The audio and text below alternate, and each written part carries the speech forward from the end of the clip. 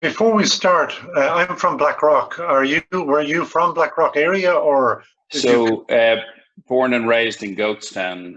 Mum and dad are still in the same place in Goatstown 67 years later or something like that. So went to Kilmacud in junior school, played for Kilmacud Crokes, then switched codes and schools, went to Blackrock College and played rugby for the secondary. Yeah. I was down in, I was living on off Marion Avenue, Sydney Avenue. I know it well. Lovely area. All of my friends obviously went to Rock. I went to Cloisteúra, Ascailga down. So you have your Cúpla Focal. Well, my mother was a Muntor, and so we had plenty of Gaelga in the house when we were kids. We'll do this Ascailga today, will we? Yeah. Oh, well, my Cúpla Focal, Níl sé go raibh wa. Oh, that sounds good to me. So whenever we're on, I'm going to start by just introducing you. Do you have some little bit of homework, housekeeping to do, then into you. And really, the first thing I'm going to say to you is just to describe, because most people won't know the size of Verizon. And then I'll go in and start asking about trying to run an organization that size. And no doubt you know all the 130,000 people individually, do you? Well, it's interesting because it's about 130 million customers and about 130,000. So if we split it out among us, it's manageable. And you also have a turnover of 130 billion, roughly, isn't that right? Yeah. So there's lots of 130s. It's a good 130 million customers, 130,000 employees, 130 billion turnover. All big numbers, really. I'm sure, to be honest with you, and I'll probably say this, once you get to a certain number of noughts, it doesn't matter after that. Yeah, except still impressive. Like it's being rich. I mean, it is the largest mobile phone company in the world. It's the which? It's the largest mobile phone company in the world.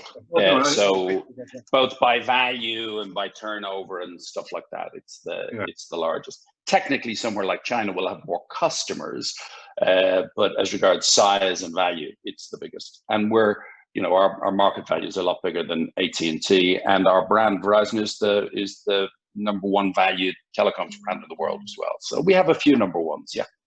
And you were approached to take the job.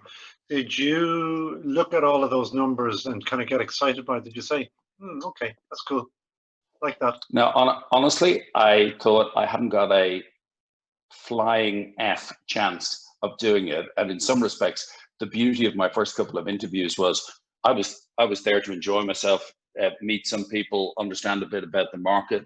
Didn't think there was any pressure on me because I didn't think there was any chance they were going to recruit me. And then all of a sudden it became a little more obvious that there was a very good chance that they were. And then actually it was more family than anything else at that stage, which was, okay, now you have to be serious about this. Are you in your early 50s to move, potentially leave your family behind? How does your wife feel about it? All of those sort of things. So, you know what? It's an adventure, and it's okay for 50-year-olds to have adventures just like kids do. And you've obviously moved. So did you bring all of the family with you? Have you got we just have the one. So Charlotte works for Bain as a management consultant, and she's based in London. She's 26. So she was very generous. She said, "You guys go. I'll stay." But by the way, no, even better. She said, I don't want to live out in the sticks in Weybridge like you guys do. So get me a place in London and then I'm fine. And you're living in New Jersey, are you? Yeah. So we're about 25 miles out from Manhattan, and it's about 10 miles the other direction to my office. We're at kind of a northern New Jersey HQ, but our boardroom is in New York. So we're in, I probably spend in normal times 4 days a week in New York, and in the and then 10 days a week in a plane. Or 10 days a month in a plane, I should say. 4 days a month in New York, 10 days a month in a plane, and then kind of the rest in theory at my desk. I'm just getting wondering now. I see it's 5 past. I'm just wondering, are we on or? This is going to be interesting now. Normally, I'd look out a window and see that there's my producer is telling me that. Yeah. Susan, we can all hear that. We can all hear you. That's cool. Don't forget. Okay, I'm being told that we're actually on. We are fantastic. So isn't that lovely? We are actually showing that we're both live and very cool. That's coming up here. So yeah, okay, we are live. So listen, I was just, because I discussed it with you there 2 seconds ago, just going to ask you to describe to the listeners or the viewers, because they're all viewers, and I should actually say to you that we have people in from Moscow, New York, obviously, Budapest, Canada, Australia, Dublin, London, Spain, Mexico. I do believe we have our Deputy Ambassador in Washington in to see you. We also know that your bestie, Stuart Lancaster, is in from London to see you. Fantastic. My bestie from Connecticut, PJ Chimini, is in. And so you have a worldwide audience. Let's start with Verizon. And not everybody knows its song, but it is flaming huge. Well, in fact, most people don't know Verizon, never mind the size of it, the brand. And just to give you an idea, it was the amalgamation of some regional mobile companies in the US, and the name is a merger of the word Veritas and Horizon. And so that was where it came. And the business was created exactly 20 years ago in June of 2000. So we celebrate our 20th anniversary on the 30th of June. We're the largest telecoms company in the world. We're about 130 million customers, 130,000 employees, and 130 billion turnover. And the business is worth about $350 billion. Well, now I'm going to hold you there, having done that little bit of an intro, because I have made a mess of it as usual, and I have to introduce a guy called Kieran Hines. Kieran, like you, is a big supporter of IIBN. He is the boss of KMCO Group and Mapol in London, in Watford in London, because I was checking him out there. And he is going to do a 2-minute pitch, but it's nice that you've kind of done a bit of warmer up for him. So if Kieran Hines, if you can come in here now and pitch what's into the world. Hello, everybody. Good afternoon. I hope everyone is keeping well and staying safe. As Conall said, my name is Kieran Hines, and I'm the CEO and founder of KMCO Group and Mapol Technologies. Established in 2008, KMCO Group is a one-stop shop for everything telecom. We help telecom providers do what they do better. Well, at least we hope so. Anyway. Here at KMCO, we design, plan, build, and maintain operators' networks. We offer full turnkey solutions. In simple terms, we dig the roads, install cables, and connect their customers. Some of our current clients include BT Openreach, Vodafone, and Virgin Media.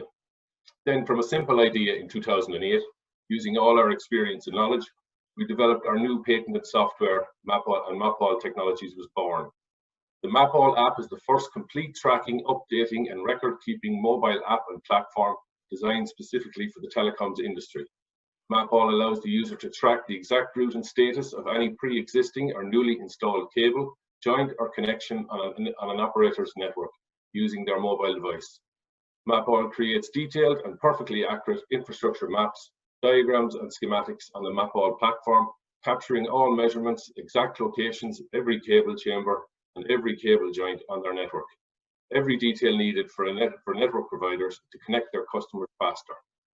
And it's all done in real time and available to be viewed on the Mapol platform from anywhere.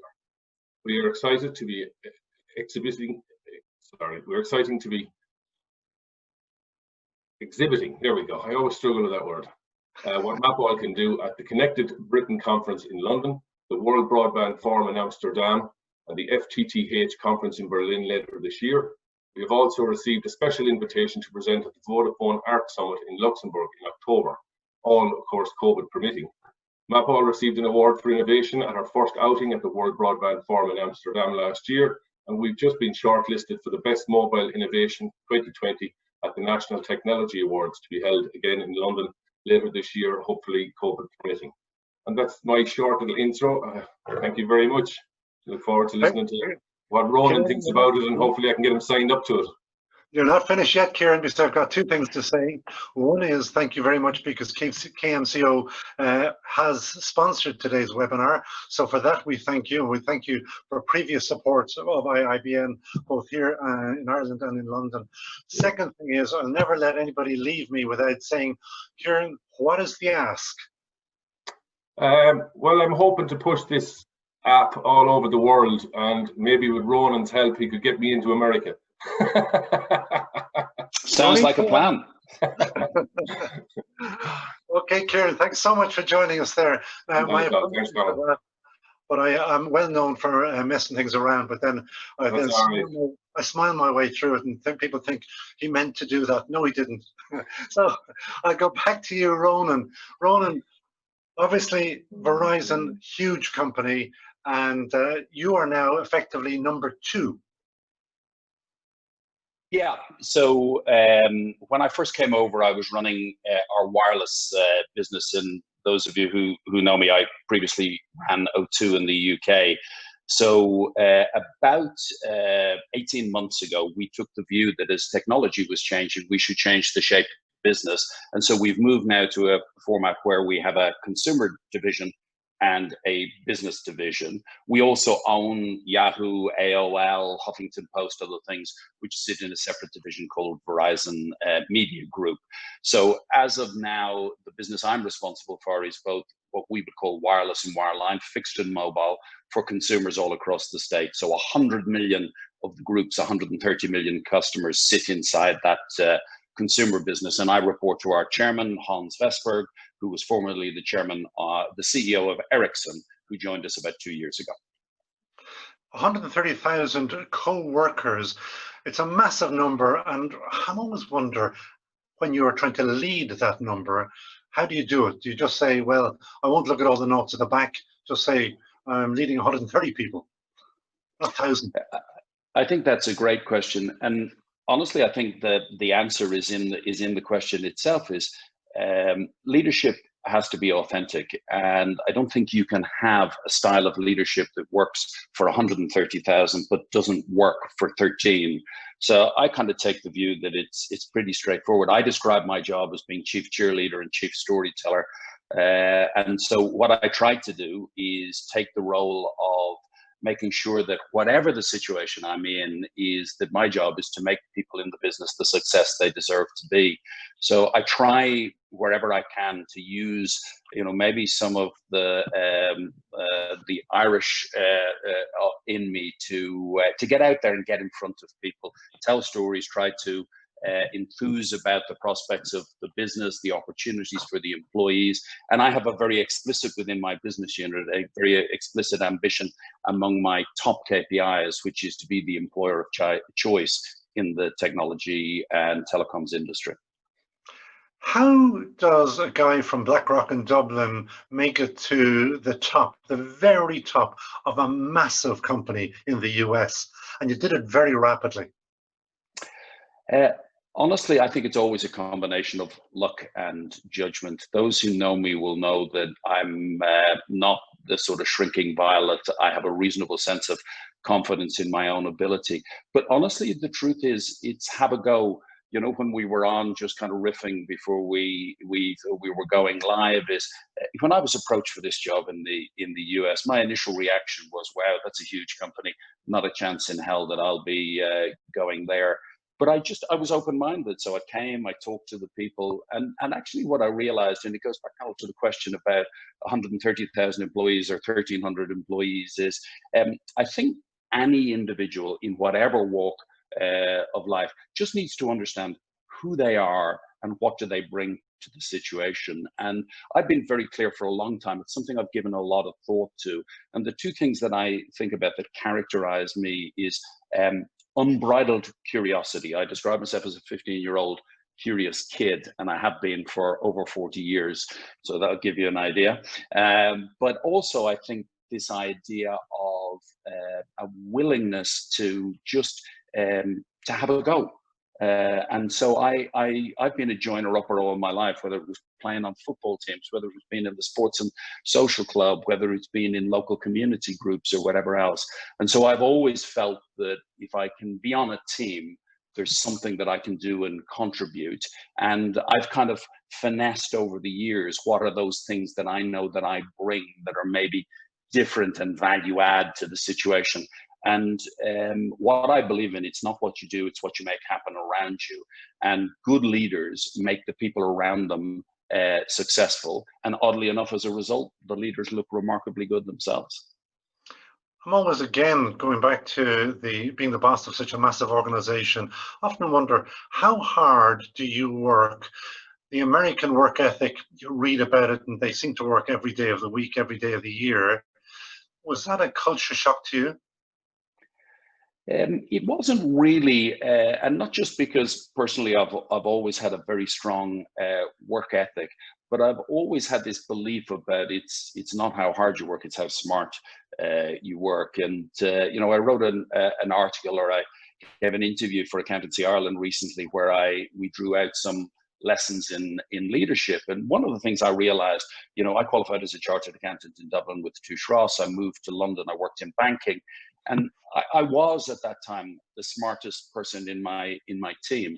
And so I made progress very quickly and I got promoted. And I thought the idea when I first got promoted was I'll just work harder. So I stayed on in the evenings after my colleagues had gone home, and then I worked at the weekends. And I suddenly realized unless I could invent, you know, the 8th day or a longer than 24-hour day, this model wasn't scalable. And that was when I realized is you have to invest in people. You know, great leaders develop great teams. And that was really the insight for me that kind of liberated me, I think, to be successful going forward. And you told me, much to my surprise, that when you landed in New York, this sense of team was not within the company. Weird. No, yeah, we had a very, very strong culture in the organization, incredible values, which people are very, very rightly proud of. But it was more, I would describe, military-like in its execution and command and control structures. So we had a peerless reputation around the world for brilliant execution, building the best networks. But out of that, there was a very strong command structure in the organization, which meant that a lot of things were reserved to a very, very small group of people at the top of the organization. And don't misinterpret, that was very, very successful. You know, when I joined, this was already a highly successful business, got nothing to do with me. But it simply wasn't a model which I was either comfortable with or frankly competent in, and also philosophically, I fundamentally don't believe that that's the way you get the best out of people. And Conall, what you see is, and there's been a lot of research done on this, is there's an evolution which is recognizing that we're moving from a human capital to social capital model. And simply put, that's the idea that leadership should happen at every level of an organization, that you align resources and competencies and capabilities around the task at hand rather than around a hierarchical structure of tenure or seniority. And that way, what you can always do is offer the best people the best opportunity to make a difference. So my philosophy is always build a team, make sure there's diversity in the team. And I know diversity is a very topical word at the moment, and we can come back to that. But the main diversity I look for is diversity of thought and diversity of impact. Because if we all do kind of the same thing, guess what? Our team will have the same sort of outcome as any other team. If you build a truly diverse team, it will have unique characteristics, and therefore it's capable of outcomes that no other team might achieve. That's the opportunity, whether it be business, whether it be sport, and that's what I've always believed. When you're talking about team building, in my I used to work at one stage in broking with ABN AMRO, and they had me pushing a big ball around the beach in North Netherlands. And it makes me shudder to think that that was, I don't think it is today, team building. What specifically, to those who are listening today, watching today, would you say this is a really good way to build a team? What do you use? Well, I've used a number of tools, and when I first came, as you indicated, I was shocked at the relatively undeveloped team spirit within the team I inherited. So the first thing I did was I went to a safe place. So I had worked with a lady called Helen Pitcher in London, who ran a board excellence practice to build what I respectfully believe was the best-in-class team in the telecoms industry in the UK. And so I asked Helen to come and work with me in the US. And really, where we always start when we build a team is getting to know each other. It may sound obvious, but the work environment in many traditional organizations has assumed that you have a work persona, and then there's another life that exists outside. My fundamental belief is you can only be good at doing one thing, and that's being yourself. And that means you need to be in an environment where you can bring your best self to work. Otherwise, you'll never achieve what you're capable of achieving. So we stripped it back into, actually, I know you've worked with each other for 15 years, but do you know each other? And we went and we did some of the psychometric stuff and the other things, but we also spent time with each other and built out a better common understanding so that people felt they had a trust. And, you know, people sometimes call it a psychological safe space, but people built trust with each other and a better understanding of what was important and valuable to each other, but also the things that they were less comfortable with. And that created a much, much richer quality of conversation and engagement with a lot more depth and resonance to it. When you were appointed the boss, you did tell me that after, I think, was it 3 months, that you had a moment of doubt. And obviously, I want to go back at some stage. I want to ask you about how you knew that you were the best of the team around you. But when you told me you sat in your office alone and you had a moment. Yes. Do you want to talk about that? Yeah, so this was when I was appointed the CEO at O2. And if I roll back, that was, I took over on the 1st of January 2008. Those of you with long enough memories will know that wasn't a great time to get your first gig as a CEO, as the world economy, you know, did exactly what it's doing just at the moment. But hey, live to tell the story. And I have been a classic CFO, trained as an accountant, worked in banking, done corporate finance jobs, other things. And my assumption in my career was I was going to be, if I was really successful, I'd get to be a FTSE 100 CFO. And respectfully, that's a great ambition for anyone to have. But before I necessarily realized it, my boss and the CEO and the chairman in O2 at the time, which was a publicly listed company at that stage before being taken over by Telefonica, saw something in me which I maybe didn't see in myself. And so they gave me some additional responsibilities to build out my capability with a view to maybe appointing me as the CEO in due course, which I hadn't realized. So roll on 9 months, I get appointed CEO, I'm thrilled. And the first 3 months, I looked around everywhere and I said, I wonder what, you know, my predecessor would have done. I wonder what other role models of CEO would have done. And that moment in my office was a genuinely spiritual moment at whatever level, in the sense that I sat down, and what dawned on me was that for 25 years in my career, I'd done the best I could to be myself and my best self. And for 3 months, when I got the biggest job of my career, I was trying to guess to be somebody else. And oddly enough, it wasn't very comfortable for me and I wasn't very good at it. And so that kind of seminal moment was, you know what? You have 25 years of relevant experience and you've been ignoring it. Why don't you just go back to being led by the insights, the experience, the instinct that you have, and be yourself? And guess what? You may not be a brilliant CEO, but you'll be the best CEO that you can be. And pretty much from that day on, the curve changed. I felt a lot more comfortable, and respectfully, history records I did a reasonable job as the CEO at O2. You said that you set out to be, or that you wished to be, a CFO in a FTSE 100 company, and again, you achieved that. Not everybody sits down and says that. What was your thinking that some people say, I want to play rugby for Ireland or football for Dublin or whatever, and you said, no, I want to do CFO FTSE 100. What's driving force there? Well, if I'd had the choice to play rugby for Ireland, I might have. Let me tell a very quick joke, which I think I have to apologise to Brian O'Driscoll every time I tell this story. But I was lucky enough to go to school in Blackrock College. I played Gaelic football for Kilmacud Crokes and was lucky enough to play in Croke Park and loved it. And then switched code and played rugby in Blackrock. And I was kind of on the edge, as it were. So my joke is that Brian O'Driscoll and I share one rugby record in common. Neither of us played for the first team in Blackrock in the Senior Cup. So sadly, my career moved one direction and his career moved on to be the second most capped rugby player in history after that. So apologies, Brian, that I keep telling that story. He usually forgives me. But it wasn't so much that that was the career that I laid out at the beginning. But what I would admit, and hopefully those who know me know I'm not really a nerd, but my dad was a guy who grew up during the Second World War. Sadly, his father was killed at sea during the Second World War. So didn't have the opportunity to go to university, anything like that. He worked in Shell all his life. They very generously put him to college at night, and he became an accountant. And so there was a little bit of that in the family. My mum was a school teacher.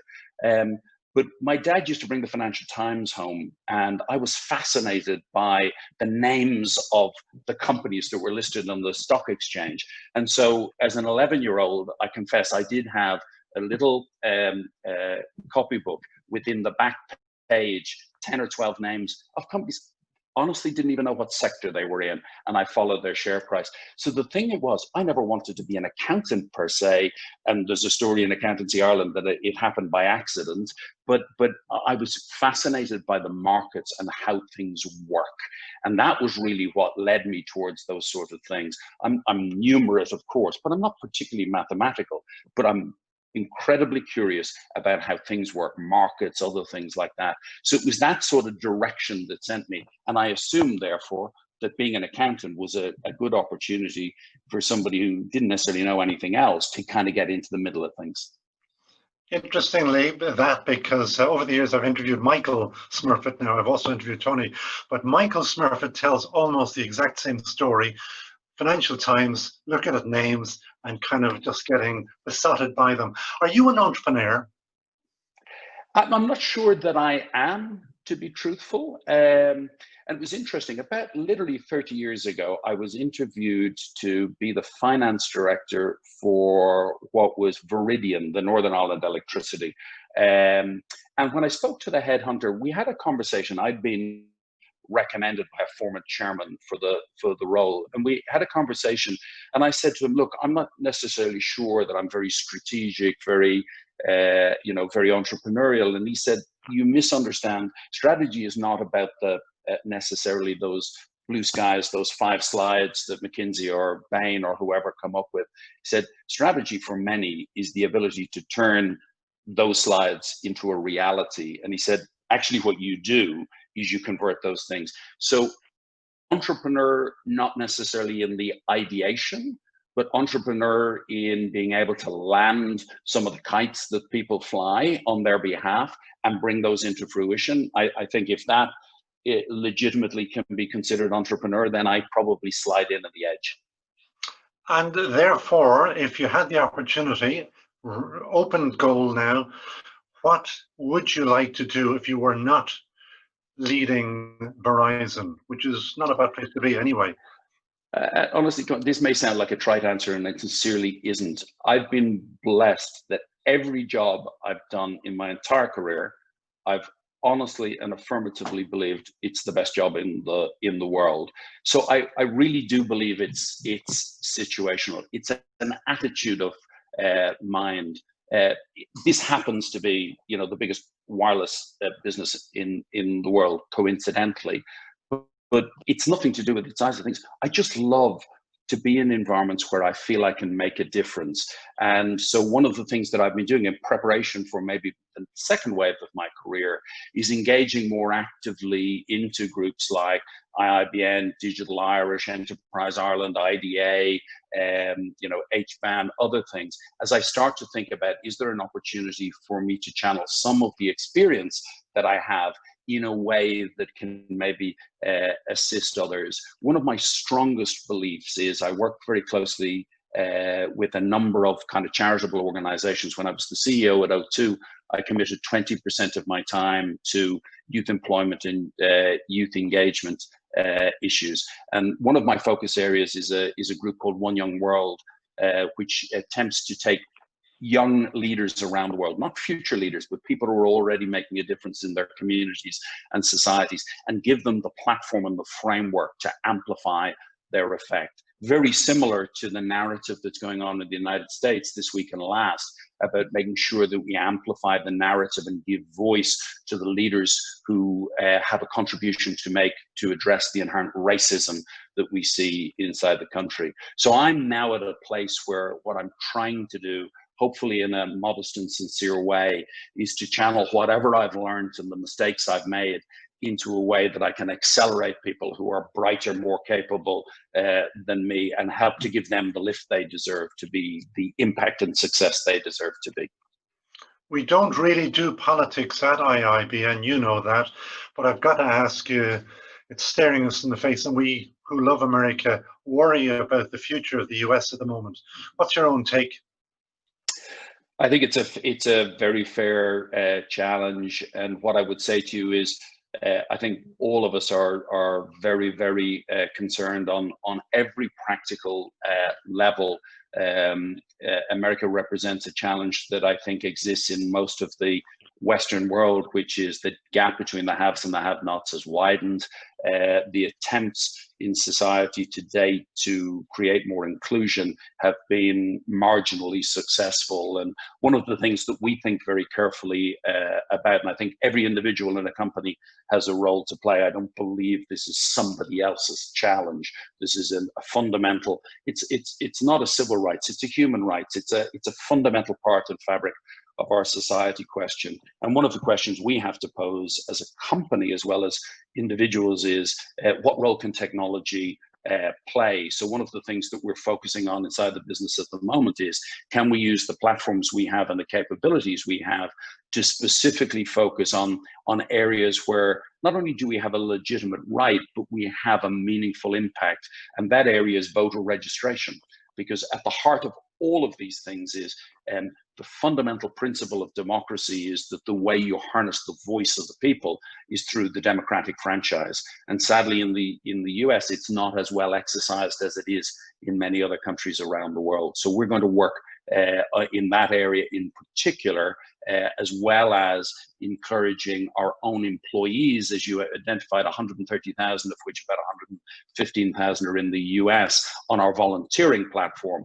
to harness their capability to match our intent and spread that impact out around our community, so that we're not going to solve it on our own, but we can honestly look at ourselves in the mirror and say, if there's a problem, what have you done today to try and contribute to the solution?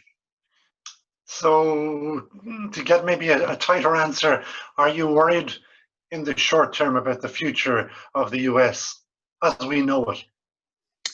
Look, I think it's easy to overplay the hand here.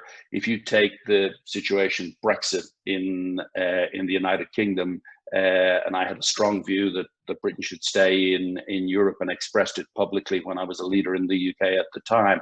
I think there are some things that will absolutely cause fractures and fissures in our society, but let's not lose sight of the fact that the US has many good, honest men and women who will do their utmost to make sure that the risks which are real don't come to be a reality. So I'm a sincerely optimistic individual, not to underplay the reality of what's out there, but I believe in the fundamental good nature of humankind, and I actually think that we will make a difference and bring back from the abyss and deliver a better outcome.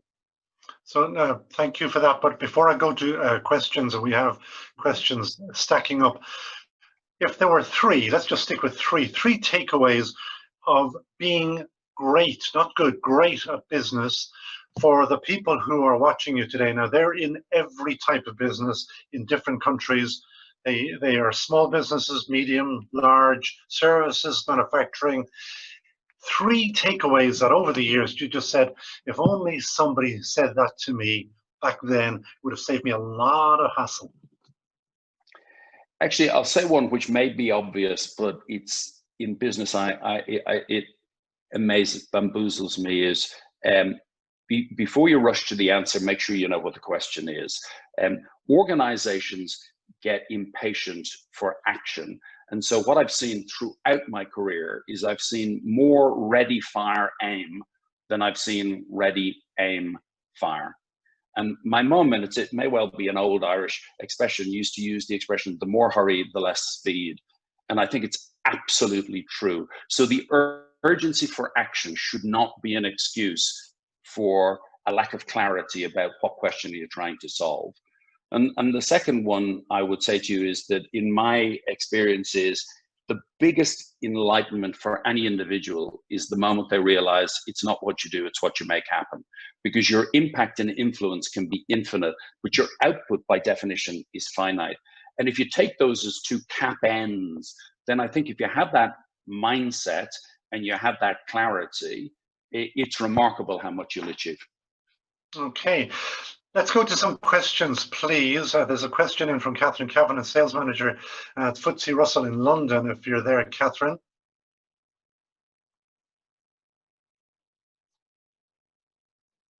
I'm hoping Catherine will come up on screen.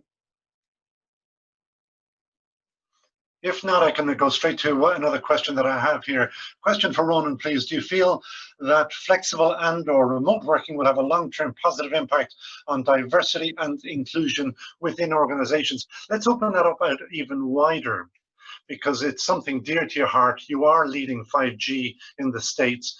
5G is going to change the world every which way we work and live. Yes, so I am positive about the opportunities of technology enabling ubiquitous connectivity, giving greater choice.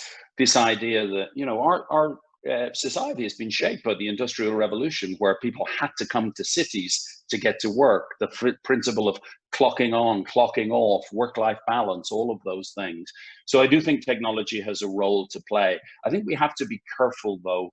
And the thing I always say when I couple that with my excitement about the prospects of 5G is technology has to be a tool that we use to serve our purpose. Too often in waves of technological innovation, we become slaves to the technology. And that's the fundamental risk. So I always see it as about putting the individual at the center of the ecosystem and giving them the tools and the wherewithal to make the choices that are right for them. In the US, the digital divide is even greater than it is in many European countries. And it's not just an urban-rural digital divide, it's actually inside major US cities, it's a socioeconomic digital divide as well. So we definitely have lots to do. I think specifically in relation to remote working, what I would challenge everyone is, I think collaboration tools, you know, stuff like the video conference facilities we're using today will be fantastic, but don't forget the nature of humankind is we want human contact. And to do that, we have to think about how we can be purposeful in our proactivity as managers and leaders so that people don't feel isolated. And one of the things that's come out of the 11 weeks or whatever we are now in lockdown, depending on what part of the world you are, is mental health and well-being is probably the biggest challenge that people have faced because of the fact that they've been so remote and so cut off. So I think we all need to reinvent and reaffirm what skills and tools we use as leaders to make sure that actually remote working not only is successful from a productivity point of view, but from a well-being point of view. And very briefly, just to finish on 5G, how quickly will we see 5G everywhere around the world? Are we talking about a decade or much faster? It's a good question. So in the US, we have 35 cities where we have our 5G millimeter wave, which is the ultra-fast high-frequency 5G. Before the end of the year, we will have nationwide 5G, which will cover more than 200 million of the 330 million population in the United States. I think you will see an accelerated rollout in Asia and in Europe, but it will take a while. And the one thing I would say to you is that 5G is not a cure-all. The truth is there's some great capability in 4G already. The key is being smart about how we use the connectivity. But 5G, just the 30-second version, is ultra low latency. That means that you can make more services accessible. Instead of somebody having to buy a $1,500 device in order to access, imagine it's a $100 device because all the compute is done on the edge of the network. That's a fundamental for diversity, inclusion, accessibility, where we have socioeconomic challenges. That could also mean that you could accelerate rollout in countries that are not as economically developed today and help them to accelerate their economic growth. So I think there's a lot of opportunity that 5G can bring to specific use cases and challenges in certain economies and in certain parts of society. I'm smiling to myself because of the fact that we're using Zoom, and it is just, we have just adopted it, because I'm going to have another go of Dublin talking to New Jersey, and I'm going to again try to go to Catherine Kavanagh in London, Catherine, who is IIBN member, and she's sales manager with FTSE Russell. Are you there again, Catherine? I am indeed. Can you hear me and see me? Yes, we can. We can indeed. Yeah, Hey, great. how are you? Okay, grand. Thanks very much. Listen, first of all, the Dubliner in me wants to salute the James Joyce poem that you have on the wall behind you. Exactly. That's one of my favorite this is poems. a flower given to my daughter, because I'm blessed to have one child, a 26-year-old daughter who lives in London. So that's especially for Charlotte. So she's with me every day. Well, I'm glad to hear that she got her own gaff out of your move to the US. So fair play to you, Charlotte. So if I could ask you, Ronan, I have heard you speak before to great effect with Rugby Business Network in London, and obviously with IIBN too. So it's great to see you here in person today. Drawing on your success in building a winning brand in a crowded marketplace, as the undoubtedly telecoms business is. And crucially, you mentioned earlier in the presentation how you found being in front of people and being around people so effective. That avenue for all of us business development and salespeople is closed for the foreseeable. So any of the business development work I'm doing with my own team has to happen now virtually. Is there anything you can advise me on or give us pointers on for what is going to be a weird world in the foreseeable? Yeah, it's a super question, and I'll kind of link it back to Conall's point just as he was introducing the question. Is I do actually think that even over video links and other things, that one can focus on elements of leadership and creativity that work in person as well. You know, authenticity is for me so important, but energy and enthusiasm. You know, when the thing I love is I genuinely still am excited about just about everything I do. It's unbridled enthusiasm, even in my 50s, and I think that can be represented. Sometimes we take the humanity out of presentations, even in biz dev. I think you should go completely the other way. The thing that I've always found infectious is when people are in front of me, either virtually or physically, and you can see and smell and taste their enthusiasm. You want to understand what it is that they see that maybe you aren't seeing. And I've had a million presentations at different times, and I look more at the attitude of the presenter than sometimes the facts that are on the thing. So it's about bringing things to life and engaging people in a way that says, you know what, I'm curious, I want to know more. When we were rebuilding brands in the UK for O2, you know, it used to be BT Cellnet, and forgive me, but it was rubbish. It was literally, nobody loved the brand. And yet O2 became the most valuable brand, not just in the sector, but one of the top 10 most loved brands in Britain, going up against M&S, going up against others. Why? Because we put the humanity back in the brand. And I used to describe it as we were a brand that ran a business, not a business that operated a brand. And it was all about humanity. People actually said, you know, O2 is something that I feel like I'm a member of.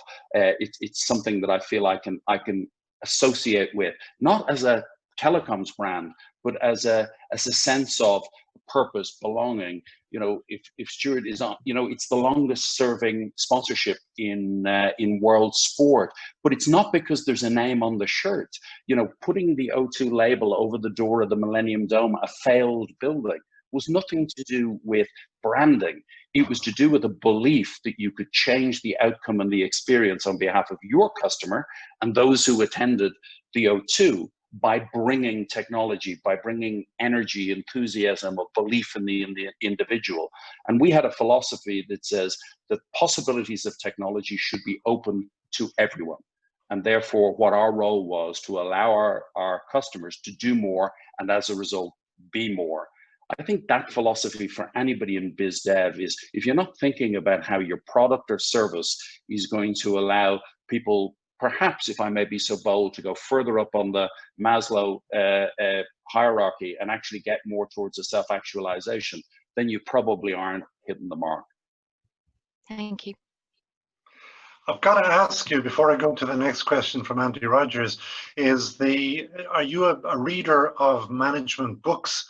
I'm kind of getting a smell of that. No, no. Interesting. I probably have 50 management books laid out in my office, which I haven't been to for 12 weeks. And it's probably fair to say that I've read none of them. And actually, when I posted 6 lessons in leadership the other day, I acknowledged that when I've gone into leadership books, you know what? It's all too complicated. And I'm never sure that I can actually apply them. Again, don't misinterpret the statement. I've been practicing this for 27 years. If I haven't got some of the drills down by now, then I'm in trouble. And I'm sure, you know, those who have sport analogies and whatever else is, you know, the drills are important because actually the drills don't give you the answer to everything, but they put you in the right position on the field to at least have the right purview of what's going on around you. So that's what I'm a sports nut. So I like the sports analogies and you know, I joked when we were prepping for this, and it's only partially a joke, is, you know, the trick is, even if you're on thin ice, just keep skating fast and you might just get to the other side. Can I go now to Andy Rogers? Andy, like you, Ronan, he's an IIBN veteran. He's from Sligo, though he's based in London at the moment. Are you there, Andy? I am. Can you hear me? Yes, we can hear you. Yes, indeed. Hey, Andy, Excellent. how are you? Ronan, the the first time Ronan and I met was he spoke, one of his first Irish ventures, I think, was the Irish graduates in Cass College in London. Yes, and indeed. You know, that was one of your early invitations too. And I'm delighted to see your enthusiasm is still as high as ever. It's brilliant. I want to ask you a question. Part of it has been answered about 5G. Here in Europe, there's huge confusion at the moment as to what direction, particularly in Britain anyway, the 5G is going to fall. Is it going to go towards the American model? Are we going to adopt some of the Chinese? In this kind of world we're in at the moment, is it not better that we all work together rather than be fighting about it? I know this is a huge subject for you, and you're obviously on one side of the divide. Yeah, so a great question. So the first thing, at the risk of getting into all the technical stuff, is, but there are global standards for 5G, and they are set by an organization called 3GPP. And so a bit like GSM previously, so it is a global standard. Right. Within that, there's various spectrum that people use, and essentially what people talk about is mid-band and high band spectrum. And so Europe is basically using sub 6 gigahertz spectrum almost everywhere, mostly in the 3.5 gigahertz band. And that's a good balance between capacity, speed, capability, and coverage. In the US, Verizon has chosen to use millimeter wave, which is ultra high frequency, which means that the signal doesn't go as far, but the sheer scale and capacity of the network is vastly bigger. So we're talking about being able to have mobile networks that in a year or two can run at 10 gig speeds. We're talking about, you know, latency that's less than 10 milliseconds return path. The blink of an eye is about 70 milliseconds, just to give you a sense. So that's like 7 times faster than the blink of an eye. That's pretty impressive. And I think the truth is there's a little bit of commercial positioning about who's going faster, who's going first, who's going whatever. Yeah. There always is. Sure. I honestly think the customer will benefit. Competition is a great thing. I've always believed that competition achieves greater outcomes sooner for customers than the absence of it. So I celebrate the fact that whether it be 3.5 gig or 28 gig or 39 gig or anything else, is I'm confident that the customer will be the winner in the end. Okay. Thank you very much. Good to see you. Thank you. Ronan, we're going to run out of time, so there are loads of questions I want to just run through. And I love this one, but it needs short answers, and I think you might give a short answer to this one. This is from Kieran Fenton. Where do you get your confidence, passion, and energy? Not everyone has the levels that you do. Do you know their origin? And Kieran is a leadership consultant. I break it into 2 parts. I'm blessed to still have my parents at the ripe age of 91 living at home in Goatstown. So some of it is values. I have very strong values, and that gives me an inherent confidence that I feel that I intuitively know how to respond and react in any situation, because those values are deep rooted. And the second thing is, honestly, it is unbridled enthusiasm. And I think you can't but at the end of the day enjoy being in the mix. I'm, as I said, I'm a joiner-upper, I'm a team player. I love all of those things. You know what? Confidence, yes, maybe I'm not necessarily as outgoing as maybe I perceive. Sometimes I can be shy, standing in a room of 400. I've probably developed techniques now that I can get over that. But my confidence is more just enthusiasm. And honestly, I think attitude and enthusiasm is what every employer should look for in their people. You can train almost everything else, but if you don't have attitude and enthusiasm, you'll probably not get where you deserve. This is a question from me based on what you just said and what I've been hearing from you. Are you a hard man? I have no idea what that means. I cry watching the TV. No. If that's... I mean, are you tough in business? Are you? Do people come up to your office and say, "Oh God, I have to go up and talk to Dunne"? Nope. What I am though is I'm ruthlessly consistent. And the honest truth is, people know before they come to me, whether they're trying to pull it over on me or not, is I can smell bullshit from 50 yards.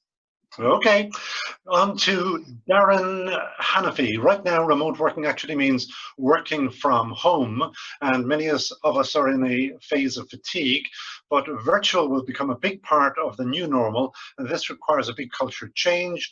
What will the new normal look like for Verizon, and what are you doing to prepare? Great question. Well, actually, one very practical thing we did just 10 or 12 days ago, we closed the acquisition of Blue Jeans, which is an enterprise-grade video platform. And we used it for our leadership conference on Monday and Tuesday of this week. And we had 283 people in our senior leadership, plus the VLC, our executive team, so 300 people. And the response after 2 days was massively empowering, hugely interactive. And so I do think that the deployment of smart tools coupled with a heightened sense of awareness from managers and leaders, I think can blend. And what people are talking about is phygital, which is this merging of the physical and the digital, or sometimes people are talking about humanizing the digital experience. I think what we have to do is bring both together. You can't take the humanity out of anything. I mean, my question earlier about biz dev is, you know, it's if the energy enthusiasm of the individual is not there, is why are somebody going to think they'll take your product over another? So I would say, yes, harness technology, but make sure it's your slave, not the other way around. This may be our last question. It's from Linda Farley. In the emergency management sector, do you see a commercial opportunity for Verizon to create a FirstNet type communication solution for public safety agencies to communicate directly with citizens, especially in times of disaster? Yeah, so the reference to FirstNet is there's a network in the US that's run by AT&T on behalf of first responders. The truth, though, is that 70% of first responders are actually Verizon customers. So FirstNet was an invention to try and catch up with the rest of us, which came out of the situation in 9/11 in New York. We already provide a whole set of interoperable services. We also offer things like priority and preemption, which allows, for example, the police or others to get onto the network and stay on in an emergency situation so that their communications is protected. And we also have a process in the US where alerts are issued, whether those be local weather related, where weather is a big issue in the US, or whether it be national emergency type things. So we're able to use our networks and our competitor networks to communicate effectively to everybody on the basis that pretty much everybody has a connected device. Ronan, I'm going to ask in a few seconds Susan Hayes to maybe give a wrap as to the takeaways from what you've just told us. But before that, I just want to make sure that I name check our sponsors, because again, without sponsors, we do not exist as an organization.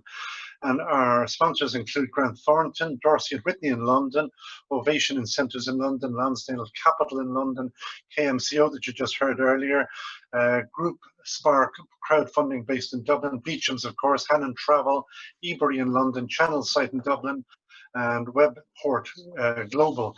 So if I can ask Susan Hayes, who is a board member of IIBN, maybe to give some key takeaways. Are you there, Susan?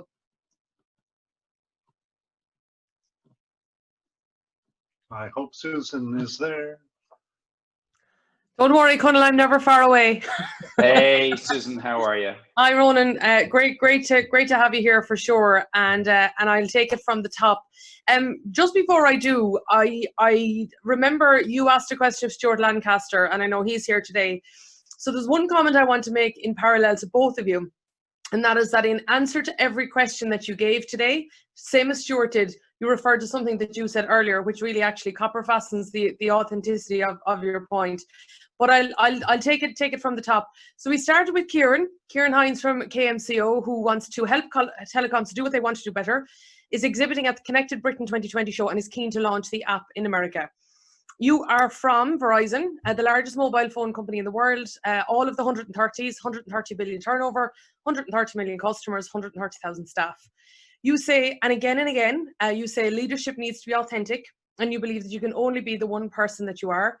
You shared that seminal moment in 2002 when, after 25 years of relevant experience that you were ignoring, when you actually went back to being yourself, things much more smoothly from there. You say today your role is chief cheerleader and chief storyteller, but the aim is to be the employer of choice in the telecoms industry. You were asked a lot of questions about the point you made earlier about the confidence in your own ability, but largely you said it's down to having a go, being a curious kid.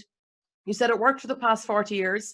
And again, this is something you mentioned over and over, which is that it's not about what you do, it's about what you make happen around you. You've unbridled enthusiasm and excitement about everything that you do in answer to Catherine's question, and you've very deep-rooted values in answer to Kieran's question. And particularly, you mentioned that you were ruthlessly consistent and then left us on a cliffhanger about what that truly means. From there, you also said good leaders make the people around them successful.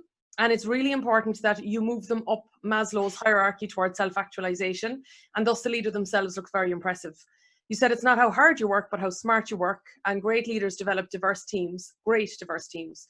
Diversity, you said, means diversity of thought and impact, and that they're then capable of doing what no other team can produce. You said you can't add the 8th day or more than 24 hours, and therefore leadership should happen at every level of the organization, and that the people then that you can offer opportunities to are the best ones. And that's an evolution from human capital to social capital. Then you spoke about team building. You compared the kicking a ball around North Netherlands, to which Conall spoke about, to getting to know people holistically, and particularly in areas of lower comfort, in a safe space to build depth and resonance. You said strategy is turning the slides of theory into practical implementation, and that you've been blessed that in every job you've done, it's been the best job in the world, but that really is more an attitude of mind rather than the size of the organization. You said, for example, as CEO in 2002, that 20% of your time was dedicated to youth engagement and youth issues, and now you're spending time with IIBN, Digital Irish, and we all know where you were recently with Marianne Pearson and Mary McKenna, two great friends. So yes, we know exactly where you've been hanging out, HBAN, Enterprise Ireland and IDA. You said you channel what you've learned and the mistakes that you've made to lift people higher. Then you spoke about Verizon's volunteering platform, where you have 115,000 people in the US, and it's a fundamental way to exercise people's capability to Verizon's intent. You said if there's a problem today, then you need to question what you did today to contribute to the solution. You then went on to say that you believe in the underlying humanity of the UK, the US, etc., and that it will prevail, in a very diplomatic answer to Conall's both questions about politics in the US. You said today that there was more ready, fire, aim than ready, aim, fire, and that somebody needed to listen very carefully to what you meant by that. But actually your mother simplified it immensely by saying more hurry, less speed.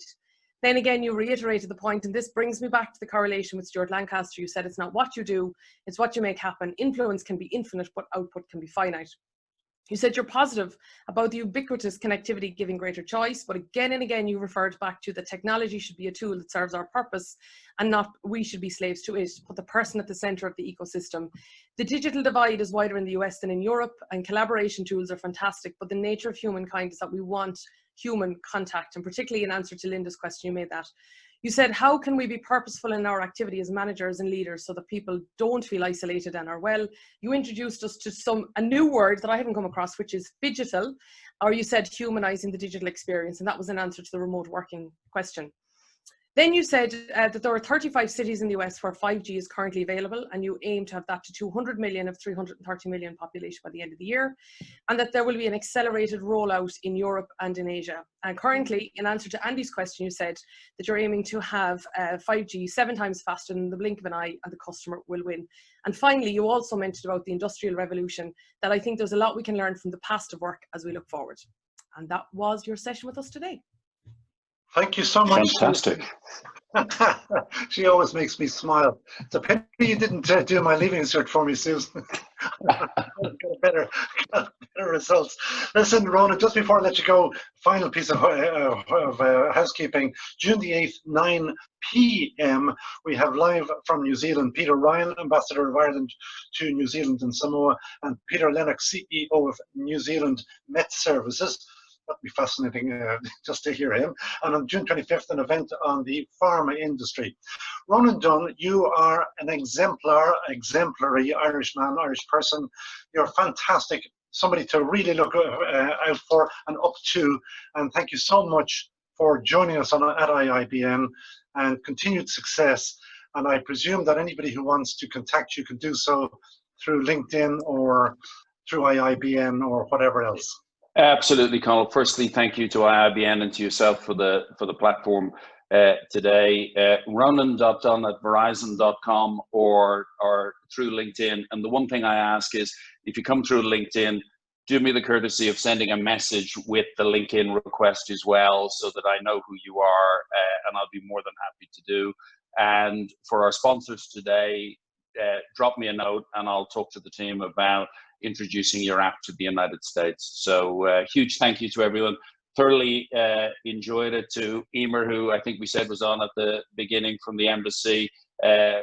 Stay safe and well. Thank you for the great work that you and the Irish embassy do here in the US, looking after all of our citizens. Thank you again, Ronan, and I think we can call that a wrap, and it's not bad. 2 minutes after 3. Thanks again, Ronan. Thank you.